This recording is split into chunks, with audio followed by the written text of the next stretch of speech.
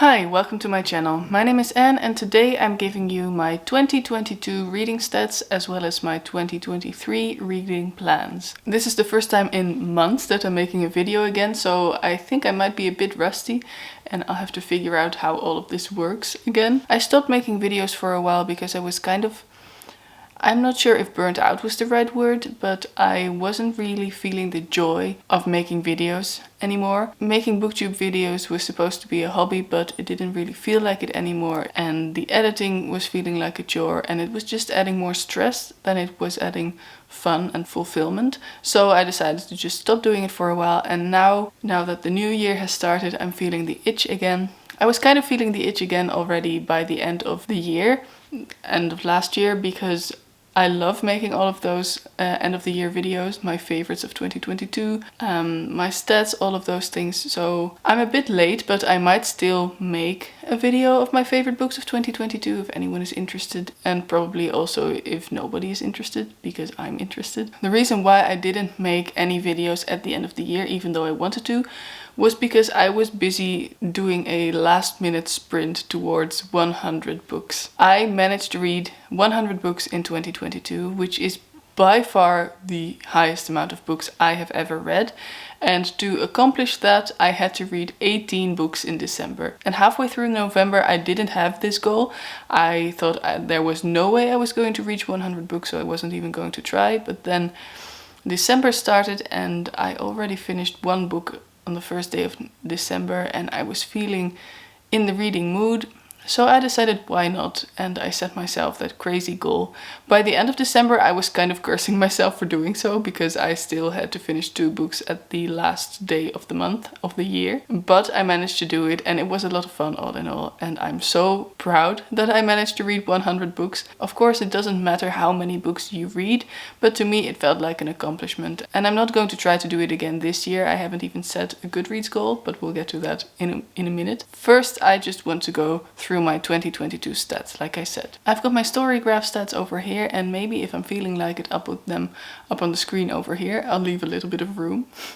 Wow, look at me thinking ahead. In 2022, like I said, I read 100 books. I'm going to say it again and again because it just sounds so good. That equals to 23,475 pages and 98.48 hours of listening to audiobooks, because 75% of my reading was in print, so books from my TBR, and some from the library as well, because I did read from the library in 2022 as well.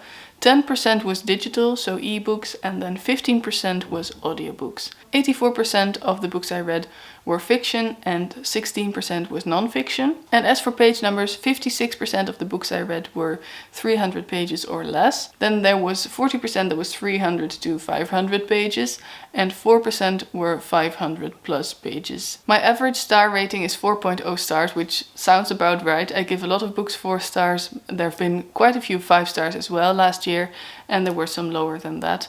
But what I like about the StoryGraph is that you can give half stars and even quarter stars. I've been enjoying doing that for the first time in 2022. It just gives you a bit more nuance to work with, and I enjoy that. So if you're on the StoryGraph as well, I'll leave my link down below if that works. I think I'm called Annekdotes with double N and a K instead of a C. I'll just put it right here. And that's it for my reading stats, I think. I haven't been keeping track of my stats in a spreadsheet. I did do that in previous years, and that sometimes gave a bit more insight in some stats, such as the nationalities of authors, the genders of authors, things like that. I can say with certainty that I've read way more books by women than I've read by men. That's not really a conscious choice, it's just that books by women is what I gravitate towards more. I also set a couple of reading goals at the start of 2022. My reading goal in terms of how many books I wanted to read was 52, so obviously I managed that one. I also set a list of 10 books I wanted to read by the end of the year, and I read all of them. I'll leave a link to my video or my blog post about that down below if you want to know what books I'm talking about and about my reading plans I had for last year, but I probably not, because that year is gone. I also participated in the Buzzword Reading Challenge last year again and managed to read a book for every word. I'm going to talk about next year's reading challenge in a bit. And another reading goal was to read 1 book by Agatha Christie or Sir Arthur Conan Doyle a month. and I miserably failed at that one. I read an Agatha Christie in January and then again I think in June, and that's it. I didn't read anything by Sir Arthur Conan Doyle. I read only 2 Christies and I'm not mad about it. I realized after January that it was just not going to happen. I enjoyed what I read, and then there were none in January, and it was a lot of fun. But then in February I had a month of rereading, and that already put me off track. And there were just so many other books that I wanted to read that were not Agatha Christie or Sir Arthur Conan Doyle. So I'm just not going to set that reading goal again. I'll read them when I'll read them, and that's fine. So that's that for 2022. Let's move on to 2023. Like every year, my biggest reading goal of the year is a list of 10 books that I set myself to read, books that I have to read that year. They are books that I find intimidating for some reason, or books that I really want to read, but I'm afraid will stay on my shelves for a long time if I don't give myself a clear incentive to read them. I've been doing this, I don't know how long, 4 years, 5 years maybe, something like that. It's been a really great way to make me read my own TBR. It's a fun way to read books that I probably wouldn't pick up from my own shelves if I didn't have the incentive, like I said. And for this year I've put together another list. I've already started reading 2 of the books on this list, so let's just start with those 2. The first one is the most intimidating, or at least the biggest book on my physical TBR, and that's this one, 4321 by Paul Auster. Paul Auster is the author of one of my all-time favorite books, the New York Trilogy. I wrote my bachelor thesis on it. I love that book with my whole heart. I've read a few other books by him and I haven't loved all of them, but this is, I think it's his most recent book. This came out in 2017. It is huge. It's almost 900 pages long, this edition, but there are editions that are 1,000 pages long, and there's a lot of writing on the page, as you can see. They're big paragraphs. But that doesn't matter because I want to read this. I bought this in 2017, shortly after it came out, and I never picked it up because it is this big. And I actually wasn't planning on putting it on this list, but my boyfriend urged me to do so because it's been taking up so much space on my shelves. And it is a book I want to read, so why not just start reading it? And I started reading it on the 1st of January. I'm only about 100 pages in. It's slow going, but I am very much enjoying this. It's a story about a man called Ferguson, and it's his story in 4 different timelines happening at the same time, 4 different possibilities of how his life could go. Like I said, I'm not that far in yet, but I am enjoying it. So at this rate, I will finish it this year. I'm not sure when. It might be December, but I will finish it. Then the other book that I'm already reading is The Lightning Thief by Rick Riordan. This is the first book in the Percy Jackson series. I have never read the Percy Jackson series, so this is my first encounter with the books. I bought the box set last year when all of the news about the new, I think it's a series, came out, because everyone was so excited and I wanted to get in on the fun and find out what all the fuss is about, because everyone seems to love this series and I want to as well. So I started reading it. I've only read the first chapter. I started it last week. I'm on page 16. So far it's good. It's a very good start to a series, I think. I enjoyed the first chapter a lot, but we'll see how it goes. I have high hopes for this one. The next book on the list is Angela Carter's Book of Fairy Tales. I bought this one in 2017 as well, and I have had no intention of picking it up. Angela Carter is was an amazing writer who wrote disturbing fairy tales. She also wrote The Bloody Chamber and other stories, which is so good. I really enjoyed that one. So this is her imagining of fairy tales. They are not for children, just like Once Upon a Time fairy tales weren't for children. It says here, it's a stunning collection of lyrical tales, bloody tales, hilariously funny and ripely bawdy stories from countries all around the world, from the Arctic to Asia, and no dippy princesses or soppy fairies. So that sounds really good, and I'm excited to finally read this one. I think I'll just read a story at a time, not go too fast through this. Possibly I'll start reading it in February, who knows. Next up, there is King of Scars by Leigh Bardugo. I bought this one shortly after it came out. I'm not sure when that was, 2018, 2019, I don't know. And I've been wanting to read this, but other books keep taking priority, so I decided to put it on this list. I almost put it on my list last year, it didn't make it then, so this was pretty much the first book I knew for sure I wanted to put on this list. It's another book in the Grishaverse, just like Shadow and Bone and Six of Crows. I really like those books, I really like the universe of the Grishaverse, so I'm excited to read this. I've said I'm excited to read this a few times already, and it's probably going to happen with every book I mention. Just letting you know. The next book on my list is a very recent addition to my shelves, and it's The Bronte Cabinet, 3 Lives in 9 Objects by Deborah Lutz. This was a Christmas gift from my boyfriend. Last year I read The Brontes Alive in Letters, which is a collection of letters written by the Bronte sisters to other people. And it's basically a biography, but entirely told by themselves in letters to other people. They didn't know they were writing a biography. They're very personal letters, but it was such a good read. It possibly was my favorite read of the year, so here's a spoiler for my favorite books of the year video. It was one of my favorite books of the year. I was so excited about it. It was so good. It made me feel all the things. So then my boyfriend bought me this book, and I decided to put it on this list because it took me about 7.5 years to finally pick up the other Bronte book, and I don't want that to happen again. This is a unique and lovingly detailed biography, and Deborah Lutz illuminates the fascinating lives of the Brontes through the things they wore, stitched and inscribed. So through 9 different objects that have something to do with the Brontes, she tells us about their lives. Next up there is Lolly Willows by Sylvia Townsend Warner. I don't know a lot about this book, but it was a gift from my best friend for my birthday last year. She loves this book. I've heard her talk about it on multiple occasions, so I decided to put it on this list because I want to know what she loves about this so much. Because she's so excited about it and I want to be too. Next up there's A Drop of Patience by William Melvin Kelly.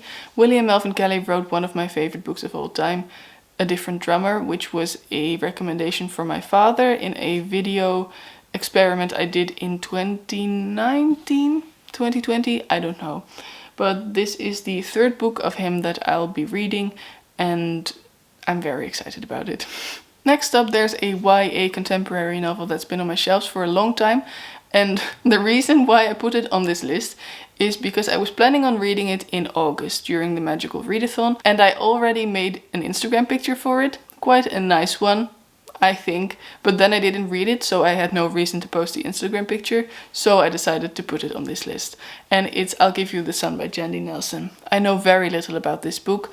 I just really like the cover, I like the color of this book. I don't read that much contemporary YA anymore, and this has been on my shelves for a while. It was a birthday gift from a friend, so a good reason to put it on this list. Next up, there's another book that I received as a gift years ago, and it is Disgrace by J.M. Coetzee. I don't know much about this book. It's been on my shelf since, I want to say 2013. So about 10 years. It was a gift from my parents. Coetzee is a very famous author. He won the Nobel Prize in Literature in 2003. I didn't know that. And he won the Booker Prize twice. So I think it'll be exciting to read something by him. I think it's quite a heavy story about a man who had an impulsive affair with a student and things go south. So I hope this will be a good book, but I think this is one that can really go 2 ways. Either it's a really good story or it's going to be misogynistic and sexist, and I will not like it at all. But I don't want to go in with any preconceived notions because I have no idea. I just know that this man was a white man, I think, writing in the 90s. We'll see. And then the last book on this list is a Dutch book. It's a book that came out last year, and the entire literature scene in the Netherlands seems to love it. It's won at least 1 prize, maybe even more. And it was inspired by Wuthering Heights by Emily Bronte, which is my favorite classic and one of my favorite books of all time. This book is called Het lied van Ooievaar en Dromedaris by Anja Daanje, and the title translates to The Song of Stork and, I don't know, not a camel, but the other one. The one with 1 hump. I think it spans multiple generations. It's been dedicated to Emily Bronte, Charlotte Bronte and Anne Bronte, so the 3 Bronte sisters. I don't know much about it. I just know that everybody seems to love it. The writing is very good, supposedly. I don't read a lot of Dutch literature, maybe 1 or 2 books a year, and I want to read more, especially since I work in a bookstore. that sells a lot of Dutch books since I live in the Netherlands. So yeah, this is one I really want to pick up. I put it on this list because it's another big one and I am afraid I'll just not pick it up if I don't have an incentive to do so. So yeah, excited to read this one. So that's my list of 10 books I want to read this year. I'll also be participating in the Buzzword Reading Challenge, which is a reading challenge that's organized by Books and Lala every year. I'll leave a link to her video down below. It's basically a challenge in which you get one word, a group of words every month, and you have to read a book with that word in the title. For January, the words are life and death. And because of that, I'm currently reading Everyone in This Room Will Someday Be Dead by Emily Austen. I'm enjoying this so far. I'm a little over halfway through. It's very confronting. As someone who's very afraid of death, it is kind of hard to read sometimes because the main character is very depressed and not taking good care of herself at all. But it's also really good, so I'm not sure yet which way this will go in terms of me liking it and the star rating, but I will let you know.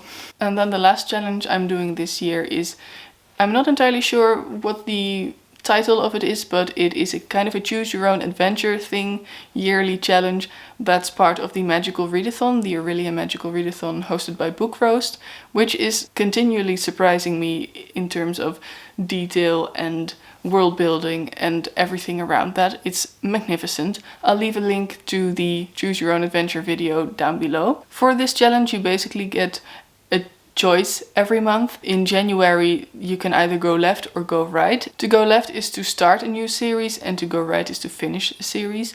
And then based on that, you get different choices. And yeah, it's choose your own adventure, but with book prompts. This month I chose to go left or right. I'm not sure. I chose the prompt to start a new series, which is why I started Percy Jackson. So yeah, I'm very excited about this reading year. It's currently the 17th of January and I haven't finished a single book. I'm currently reading 5 of them. I'm enjoying all of them. It's a good start, even though I haven't finished anything yet, but that doesn't matter because after December I just wanted to enjoy the books I'm reading and not worry about the amount I'm reading. So that's going well. I'm excited to start making videos again. I'm excited about blogging. I'm just excited about books and reading in general. In the comment down below, let me know about your reading plans for 2023. Please like this video if you liked it and subscribe to my channel if you want to see more of me in the future, and have a wonderful day. Bye!